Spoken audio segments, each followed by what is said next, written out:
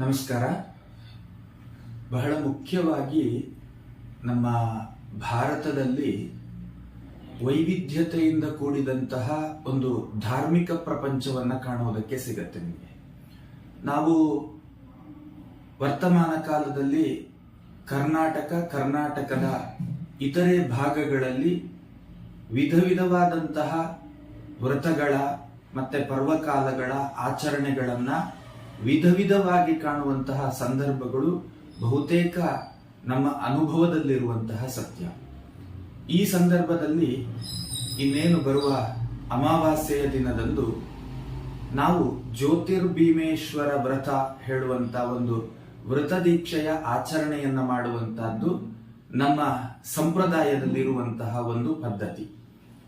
ಸಾಮಾನ್ಯವಾಗಿ ನಮಗೆ ಪ್ರಶ್ನೆಗಳು ನಮ್ಮ ಮನದಲ್ಲಿ ಮೂಡುವಂತಹದ್ದು ಸಹಜ. ಒಂದೊಂದು ಪರ್ವಕಾಲಗಳು, ಒಂದೊಂದು ವ್ರತಗಳು, ಒಂದೊಂದು ಆಚರಣೆಗಳು ಒಂದೊಂದು ಪ್ರದೇಶದಲ್ಲಿ ವೈಭವದಲ್ಲಿ ನಡೆಯುವಂತಹದ್ದನ್ನ ನಾವು ಕಾಣ್ತೇವೆ. ಪ್ರದೇಶ ಹೇಳಿದ್ರೆ ಪ್ರಾಂತ್ಯ ಹೇಳಿದ್ರೆ ಒಂದೊಂದು ಭಾಗಗಳು ಅಥವಾ ಒಂದೊಂದು ಊರುಗಳು ಅಂತ ಚಿಂತನೆ ಮಾಡಬಹುದು.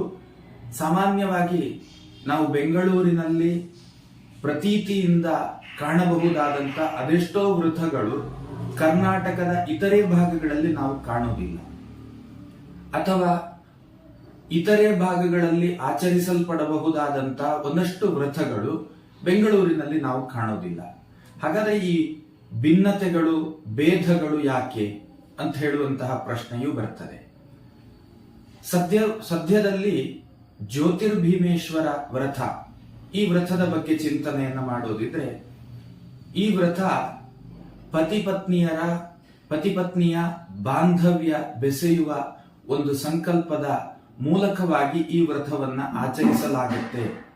ಇದು ವಾಸ್ತವ ಸತ್ಯ. ಇದು ಪೌರಾಣಿಕವಾದಂತಹ ಒಂದು ಹಿನ್ನೆಲೆಯನ್ನ ಗಮನಿಸಿದಾಗ ನಮಗೆ ಈ ವ್ರತವನ್ನ ಯಾಕೆ ಆಚರಿಸಬೇಕು ಕೇಳಿದ್ರೆ, ಎರಡು ಮನಸ್ಸುಗಳ ಒಂದು ಗಟ್ಟಿತನಕ್ಕಾಗಿ ಈ ವ್ರತವನ್ನ ಆಚರಿಸಬೇಕು ಹೇಳುವಂತಹದ್ದು ನಮಗೆ ಪೌರಾಣಿಕ ಹಿನ್ನೆಲೆಯ ಆದೇಶವನ್ನ ನಾವು ಗಮನಿಸ್ತೇವೆ.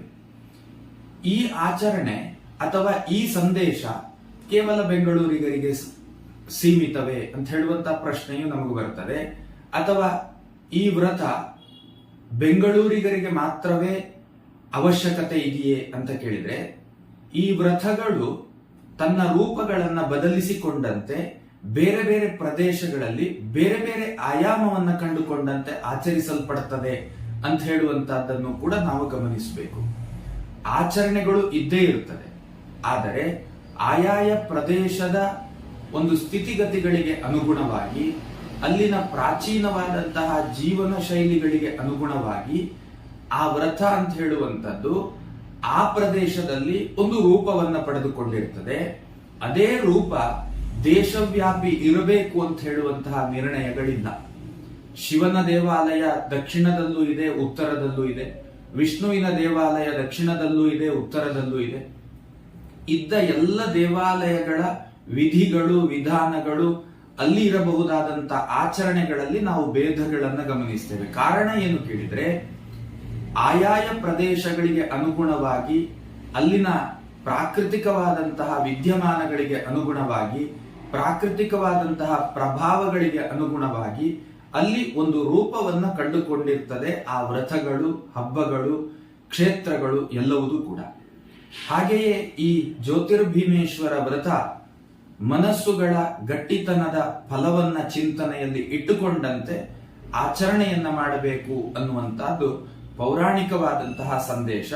ಇದು ನಮ್ಮ ಬೆಂಗಳೂರು ನಗರವನ್ನ ಹೊರತುಪಡಿಸಿದಂತೆ ಒಂದಷ್ಟು ಭಾಗಗಳಲ್ಲಿ ಈ ವ್ರತ ಪ್ರತೀತಿಯಲ್ಲಿರುವಂತಹದ್ದನ್ನ ನಾವು ಕಾಣುತ್ತೇವೆ.